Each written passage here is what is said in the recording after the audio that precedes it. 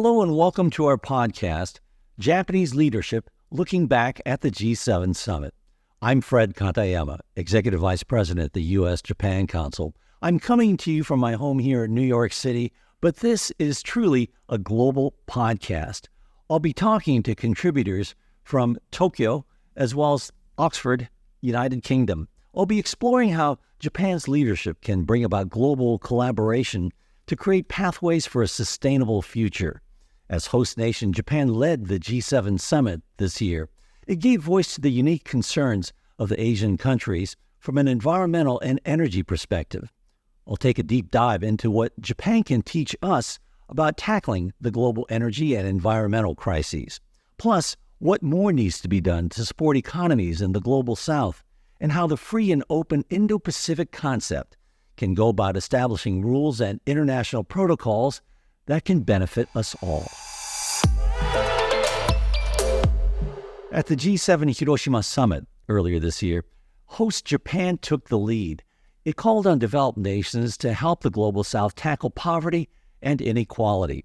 Those developing countries are slammed with food crises as they struggle to repay huge debts to the developed nations. Those debt payments exceed the amount many countries spend on food and health care for their own people. A dependence on foreign aid can also create a power imbalance in the region. Now, to discuss all this, I'm joined now by Mari Sako. She is Professor of Management Studies at Said Business School, and she's a professional fellow at New College, Oxford. Mari has written extensively about Japanese business management and the economy, and she's a leading authority on global business strategy. Hi, Mari, and welcome. Hello, pleasure to be here. Great to have you with us. Well, Mari, first, please define for us this geographical term that has come up at the G7, Global South. Well, the notion of Global South, I think, has ambiguity for a reason, and I think that we should just endorse it. So firstly, it is not an economic concept. So developing countries or emerging markets where there's clear definition about low and middle income economies, and the Global South is not like that. It's actually not a geographic concept either, because below the equator, the South, the Global South includes Russia from the north, but excludes Australia and New Zealand. So evidently, it is a geopolitical concept used by big nations like India, China, and Brazil to assert their voice in how things should happen in the Global South. So once you think of this as a geopolitical concept, I think it's easier to accept that the ambition is there and the ambiguity around who is in, who is out is something to be sorted out in the future. These geopolitical power balance is shifting from the old times when it used to be the case that the world was ruled by the victors of the Second World War with institutions like the United Nations, the IMF, the World Bank, the WTO, and we now have competing institutions that would actually compete to decide on who's going to get the investment capital and things like that as well. So I think it's good to think of India and Brazil and China and maybe other nations who are basically trying to assert their voice in the Global South. Well, I've been to business journals for a long time. We certainly use that word emerging markets a lot. Well, earlier you referred to the victors of World War II. Let's talk about the developed nations. Do you think that the G7 countries have failed to offer enough assistance for the Global South? So that raises a question of what is sufficient or enough. And obviously the clearest benchmark is the long-standing United Nations target that developed nations should spend 0.7% of their gross national income on official development assistance, so ODA as it's known. And looking at recent time trends, it's really only Germany with 0.88% in 2022 that surpassed that target. All the other G7 nations have been spending much lower than that. Japan, for example, at just less than 0.4%. We should also think of not bilateral, but multilateral aid as well. And in real terms, multilateral assistance channeled through the multilateral development banks have gone down in real terms. In about 25% in real terms in the last 10 years or so. So that's the situation at the moment. Well, Mari, let's talk about debts. Should lenders or developed countries cancel their debts to help end hunger, or should they just suspend payments as a gesture? Will that do the trick? Well, debt cancellation shouldn't be considered to be a gesture. And I think that we should really get behind, firstly, the root cause of why the debt issue has really become a problem for about half of the 70 low-income countries today. So one of the reasons is that some of those nations actually borrowed from China quite heavily. Other reason is that during COVID lockdown, some of the nations had no choice but to borrow. And I think that today there is this informal mechanism of the so-called Paris Club, where in Paris all the credit nations get together to try and think about how to restructure or forgive debt. But at the moment, some of the G20 nations are not associated with that club, in particular China, and that causes a problem as well. So we have to think about potentially an alternative mechanism, like maybe direct budget support to some of the countries which are really suffering from public debt. In your view, is Japan using its position, the presidency of the G7, well, to advocate a perspective for the global South? Sure, absolutely. And, focusing on Japan's role, I mean, obviously it hosted its Hiroshima conference summit recently, and that's G7. Japan is obviously part of the G20, and now we'll be seeing a lot of development through the G20's recommendations through the independent expert group's report that was published some months ago. And the ambition there in this so-called IEG, the independent expert group recommendation, is to transform the nature of the global financial architecture through the multilateral development banks. And there's lots of technicalities around there, but upshot of all these reforms is that a really ambitious target for actually tripling the amount of non-concessional loan commitments by 2030, and similarly tripling the amount of concessional loans and grants that would go to low-income countries by 2030 as well. And I think Japan, again, could and needs to get behind all these initiatives.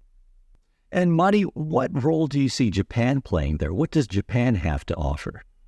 That's a very good question. And I think, apart from being a party to the global initiative, what Japan can offer, I think, is at least, with an interest in re-engaging with the private sector to deliver developing assistance. Japan obviously have a vibrant private sector, private businesses. And so I would have thought that Japan could also provide know-how through private businesses in providing finance for sustainable infrastructure investment, particularly for meeting the Paris Agreement climate targets and things like that as well.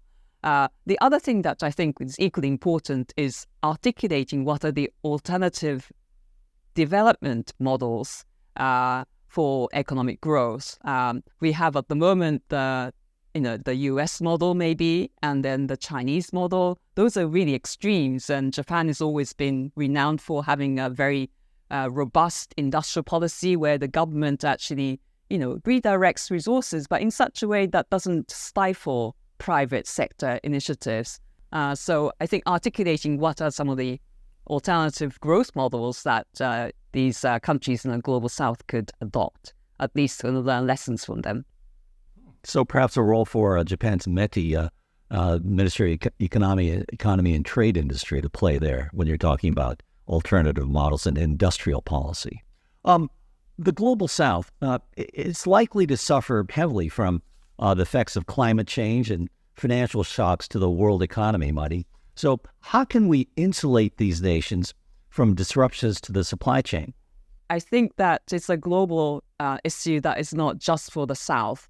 That's first thing to say. And I think the insulation may be too strong an ambition. It might be very difficult to insulate. And generally speaking, we are talking about diversifying and not just concentrating on one location. And everybody, at least in business strategy, is beginning to talk about the China plus one policy, where China is such an important location for many global corporations that diversifying away completely, getting out of China, is not a possibility. It's not realistic simply. But to really have China and then at least one, if not more, of the alternative sources of supply.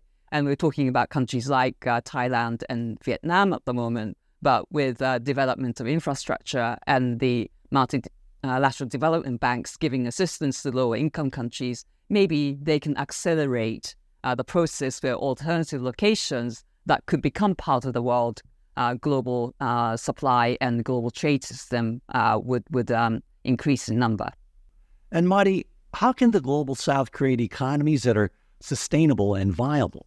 I think I can answer that at two levels. So it's important that the economies remain part of the global trade system.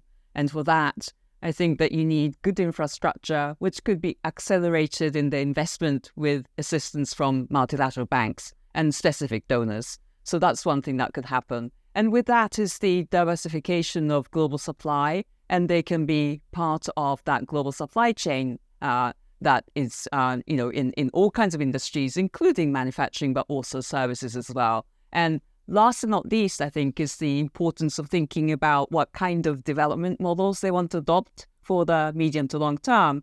And that is very much about articulating what is the role of the government in directing resources in the economy, to what extent the private sector takes initiative, the public-private partnership that is around in many different sectors of the economy, including resources and infrastructure as well. But there's no one best way, in my view, and it's really up to each of the nations in the Global South to articulate what they think works in their own country. Well, Marty, another big issue in the region is the environment. There's a new system that could help protect that environment, and it's a concept called a circular economy, that system that reuses and regenerates materials and products. Would a circular economy model work for the Global South? So my view on that is that it does, and in a way, a lot of the developing economies are already doing that. They're definitely producing less things which have to be recycled in the South than in the North. And so I'm going to turn that question around to kind of focus our light on the North, taking an initiative in meeting the Paris Agreement climate targets. And with that, I think the Global South can work with them. But much of this is very much about the political will and the coalition building to make things happen. And the South on its own won't be able to do much. The North on its own won't be able to do much. It is a global issue that has to be tackled by global agenda. So they all got to work together and help each other out. Okay. Thank you, Marty, for sharing your views. Appreciate it. Thank you. My pleasure. The G7 Summit demonstrated Japan's steady leadership qualities, which will help rebalance the Global South and reestablish resilient supply chains. At the G7 Summit this year, where I'm sure it was a noisy affair, just like the background noise you're hearing in my apartment now, well, at the G7, governments met to discuss what steps to take to produce clean energy and get to net zero on greenhouse gas emissions. Asian countries and those in the Global South are more vulnerable to global warming. That makes action on reducing carbon emissions ever more crucial. Japan, by contrast, has a resilient and sustainable energy system, although it still relies on importing energy from abroad. It's investing in battery storage, hydrogen power, and renewables. How can these pathways be shared with countries in the Asia-Pacific region? And how can Japan's leadership inspire more collaboration with the G7 member states? Well, joining me now to answer these questions is Tatsuya Tenazawa. He is chairman and CEO of the Institute of Energy Economics Japan, and he joins me from Tokyo. Tatsuya, welcome, and thanks for joining us. Well, thank you very much. This is my great pleasure and honor to be able to participate in this podcast. Great to have you with us. Well, Tatsuya, let's start our discussion with a look at demand. How does Asia's energy demand differ from that of the U.S. and Europe? Well, the biggest difference between Asia and the U.S. or Europe is that while the population in Europe or the U.S. is not growing that greatly, and the economy has matured, and these countries have already realized a very high level of living standards. But for Asian countries, their population is still growing strongly, and their economy is growing even more strongly, and they are raising their living standards. So these three elements put together will lead to a very substantial growth in their demand for energy. In fact, for the US or European countries, their energy demand will be declining thanks to the energy efficiency measures. But we expect that as of 2050, the size of the economy of the ASEAN countries will be 3.9 times larger than what it is today. This is a very difficult challenge, and this makes the energy transition in Asia much more challenging as well as complex. Let's look at development, which has been uneven across Asia. For every rich country, there's a poor country that is unable to decarbonize as quickly. How do we make the energy transition inclusive for all? Well, you made a great point. From outsiders, many of you may consider Asia as being monolithic. But there's no single Asia. There are so many differences among countries in terms of the level of development, as well as the natural endowments of those countries. So rather than having a single pathway for the ASEAN countries for their energy transition, it is important to recognize those differences and the constraints that each country has, and to allow and recognize various pathways for energy transition among Asian countries towards realizing carbon neutrality. I think this is essential, and this is something that people outside of Asia would have to understand better. Well, Tatsuya, you mentioned various pathways, so I'd like to follow up on that.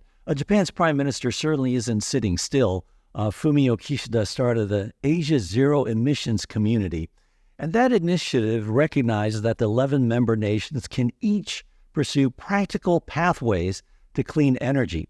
So how does this initiative encourage regional neighbors to collaborate on managing energy security? Well, I think Prime Minister Kishida, as you said, is stressing that there should be various pathways to achieve our common goal of carbon neutrality. In fact, this point was stressed in the G7 Hiroshima communique.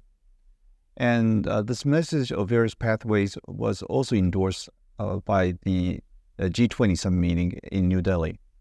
So it is important to recognize the various pathways should be there for all the countries, but especially in the ASEAN countries.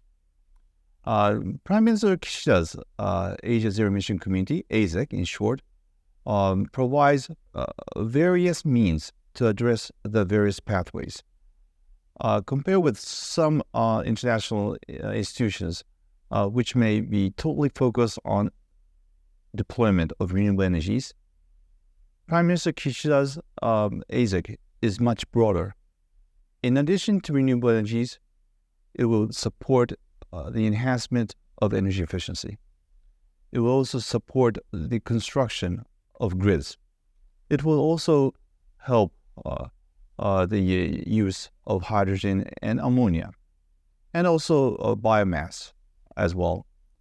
So this kind of various means available will be well suited to support the various pathways, which is particularly important for the Asian countries. And wouldn't the allowance of various pathways push back the phase-out of coal-fired plants? Well, to start with, each country, not just in Asia, but across the world, has different stages of development, and each country has very different constraints. So it is natural and logical that there should be various pathways. In terms of coal-fired power plants, there's no question that the ASEAN countries will no longer be building new coal-fired power plants. So that is taken away. The second is that among the coal-fired power plants, there are a significant part of the coal-fired power plants, even in Asia, which are older and less efficient. And with the help from Asian Development Bank, ADB, and other institutions, the ASEAN countries would retire those old and inefficient coal-fired power plants. So there will be a decrease in the percentage of coal-fired power plants as a percentage of their energy supply. The remaining difficult challenge is the new and very efficient coal-fired power plants, which represent about 60% of the coal-fired power plants in the ASEAN countries. Let's turn now to hydrogen power.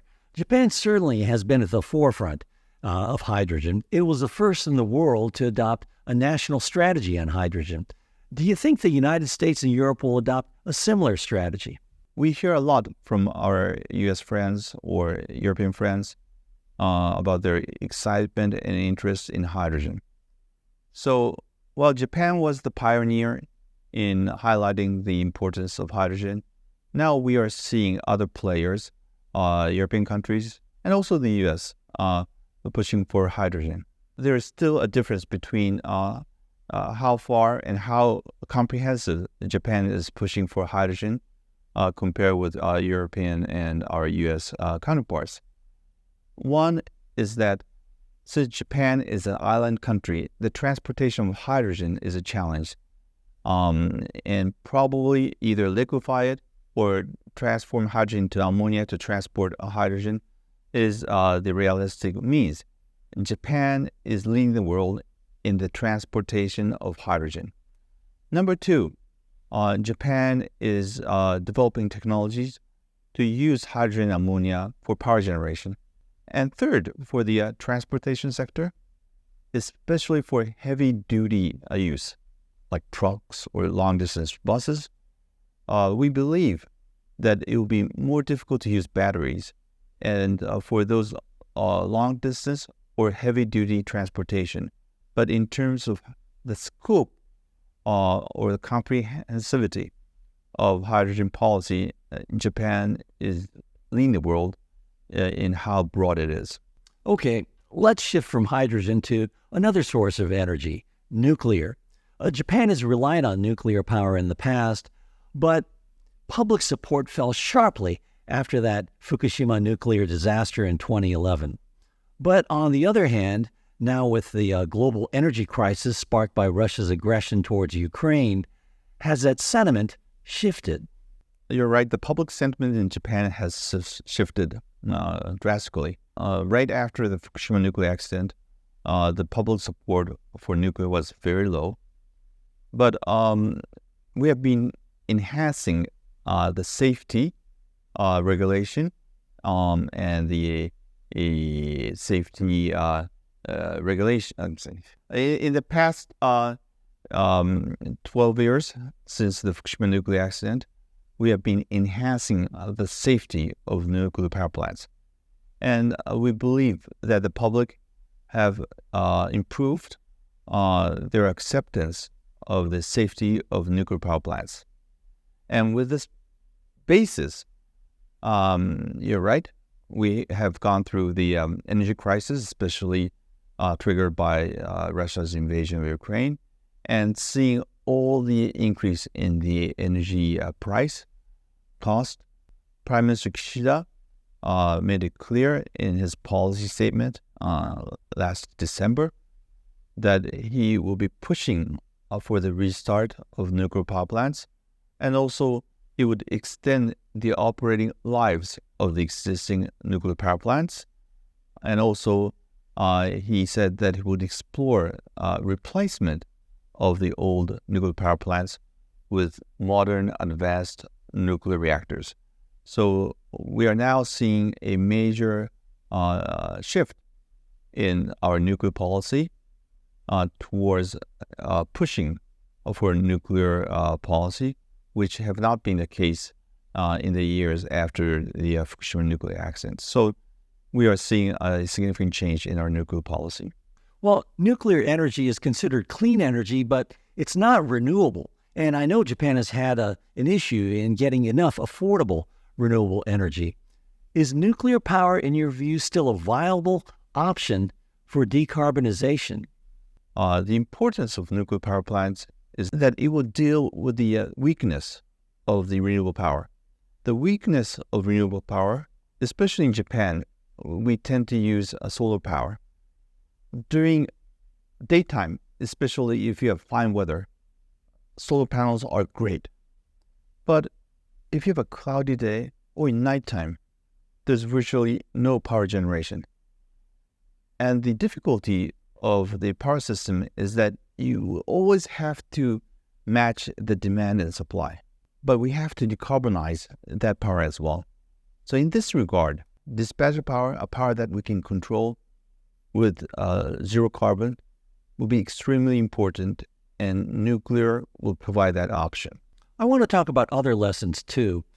With tensions now rising between the West with China and Russia, are there energy security lessons to be learned by Japan's decision to closely ally itself with one superpower, that is the United States, as opposed to hedging as some other countries have done?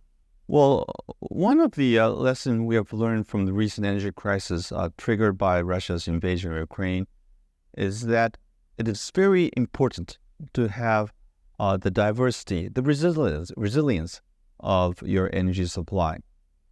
European countries were hit probably the worst by this energy crisis because Europe had been dependent upon Russian energy, in particular, whereas in Japan, we were certainly affected by the rise in the energy cost. So this, once again, reminded us of the importance of diversification. As we understand the importance of diversification, we have to think about the future energy as well. As we make the transition to clean energy technologies, such as solar panels or wind power generation, or batteries, or electric vehicles. So if we are to make this energy transition towards cleaner technologies, it is very important from what we learned from the current energy crisis that it is absolutely necessary to diversify our supply sources and to make our supply chain of critical minerals much more resilient. So this is the policy to enhance energy security that we'll be pursuing based on the lessons we've learned from the energy crisis of today. Okay, got it. So from Asia, there are lessons to be learned from the benefits of being practical and pragmatic, and from Japan, the benefits of diversifying your sources of energy in the quest for resiliency, so you don't get all your eggs from one basket. Thanks a lot, Tatsuya. Learned a lot. My pleasure. The free and open Indo-Pacific. We're increasingly hearing that term nowadays, aren't we, from presidents and prime ministers and the like. FOP, as it's also called, is a concept created by former Prime Minister Shinzo Abe back in 2016. It has since been adopted around the world. It made headlines again in March when Prime Minister Fumio Kishida outlined plans to re-engage the FOP in a speech he gave in New Delhi, India. Then at the G7 Summit in May, Kishida stressed the importance of the FOP in fostering international collaboration. We'll explore the concept behind the FOP and how it relates to policy. We'll also consider the impact it can have on the Global South nations. To help us better understand FOP, I'm now joined by Takako Hikotani. She is a professor at Gakushuin University and senior fellow with the Asian Society Policy Institute. She was formerly an associate professor of political science at Columbia University, which happens to be my alma mater, where I've met her several times. So it's good to see you again, Takako. Thanks for joining us. Good to see you. Thanks for having me today.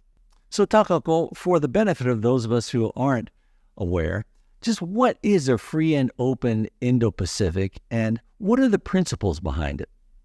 So the principle behind the concept of FOIP, or Free and Open Indo-Pacific, is defending freedom and the rule of law and respect for diversity, inclusiveness, and openness. The initial impetus came from a speech that Prime Minister Abe gave at the end of his first administration, which is 2007 August, at the speech in India that he gave, which he talked about the confluence of the two seas, the Indian Ocean and Pacific Ocean, And that started the conversation about how to bring the area, which is the most dynamic region in the area. I think we can say that although the idea was in the works, in August 2016 speech that he gave in Africa, where he talked about how he wants to bring the two seas together and to connect Asia and Africa, to have the sea, the Indo-Pacific Ocean, to be where there's peace and where there's a rule-based order. So that's where the concept of why it's free, open, and Indo-Pacific come together. I think it has become more of a shared vision by countries in the region than when it started more out as a Japan's concept going forward. Thanks for that background, Takako. So as you put it, the concept or the original thinking behind FOB dates all the way back to 2007, when Abe talked about the confluence of the Pacific and Indian Oceans. Now, let's fast forward 16 years. Why has Japan's vision of FOIP taken on greater relevance and importance after Russia invaded Ukraine? I think many countries realize that peace cannot be taken for granted, and that there has to be more interest in how to keep the international order in place so that people can live peacefully, all countries can live peacefully together. The Indo-Pacific concept in the free and open especially was useful as sort of a guiding principle, especially when there was considerable discrepancy among different countries about what would be the guiding order, guiding principle to guide the countries together.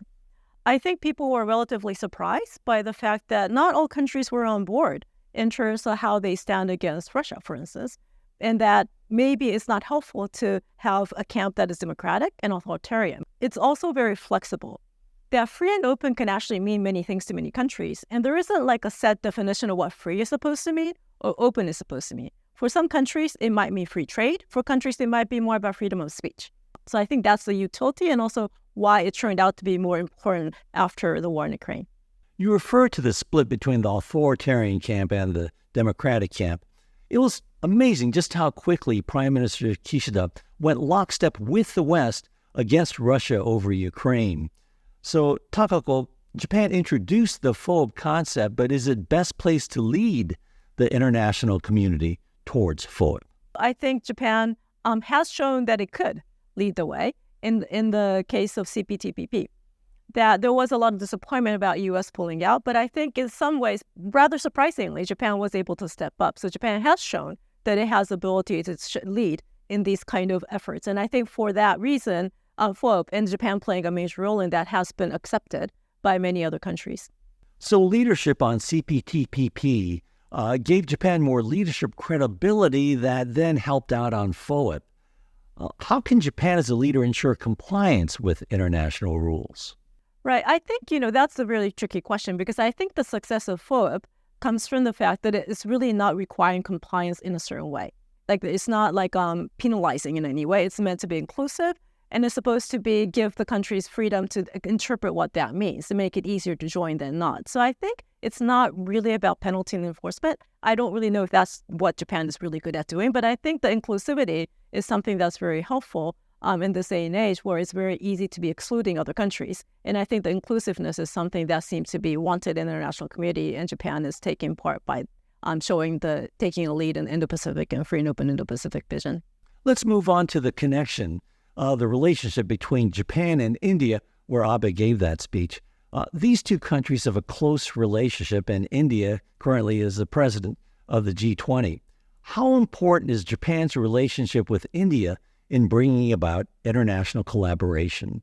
Right. So I think especially this year, it was very important that Japan was the hosted G7 and India hosted G20. So at this moment, this year particularly, I think India's importance was highlighted. India is the largest democracy in the world. And that if Japan, for its part, was the first country in Asia to achieve modernization and embrace democracy. So there's a lot in common. And also for strategic reasons, too, it's very important for Japan to include India in its efforts. So it's not just FOIP, but also Quad, which is the dialogue between India, Japan, Australia, and U.S. It is to make sure that India is in the picture and also to figure out a way to include India in as many efforts as possible is very important. And I think it was very significant that at the G7 Summit, India was a major participant, and there was a lot of, I think Japan made a huge effort to make sure that India is represented in the any kind of fora that Japan offers in in the world. Well, Takako, you taught here in New York, so you've got a great sense of American attitudes towards Asian politics. As you know, America had vowed to pivot to Asia, then to rebalance to Asia. But some started to question the U.S. commitment to that region after then-President Trump abruptly pulled the U.S. out of the trade pact, TPP. And then there was President Biden's recent absence at the ASEAN summit. Do you think the U.S. government is committed to the rules-based order of the Indo-Pacific region? It is notable that the United States has its own Indo-Pacific strategy, and that's one of the, I shouldn't say few, but continuities between the Trump administration and the Biden administration about the acceptance of the Indo-Pacific strategy. But I do think that the U.S. government is committed to a greater rule-based order, and I think by keeping the concept of the free and open Indo-Pacific rather vague, that we're not insistent on the U.S. for joining CPTPP, for instance, while having that hope there, that I think it makes it easier for the U.S. to be committed in its own way. And hopefully that will be sort of like a guardrail in case we might see another change of administration in the U.S. And that, and for that reason, I think for Japan to have a concept that is more inclusive for the U.S. is very important. But and I do like to hope that there is an interest, and that interest that is not just driven by the fear of China or the China hawks, that Japan, the U.S. will be committed. Because I think it's not really a question of Asia versus somewhere else. I think it's more of a question of domestic versus international engagement within the U.S. And that's something that Japan doesn't really have control over. But hopefully the U.S. will be committed to the world and Asia, especially for the point of view of Japan. But I think the Indo-Pacific concept, we hope, will be a way to make sure that U.S. is committed to the larger region than just Asia, per se. So I guess we're seeing Japan rise as a global leader, taking charge with free trade, coming up with a FOIP concept, and sharing knowledge on reducing disaster risk. Learned a lot here. Thanks a lot, Takako. Appreciate it. Thank you. I'm Fred Katayama, and you've been listening to Japanese Leadership Looking Back at the G7 Summit. Thanks for joining us.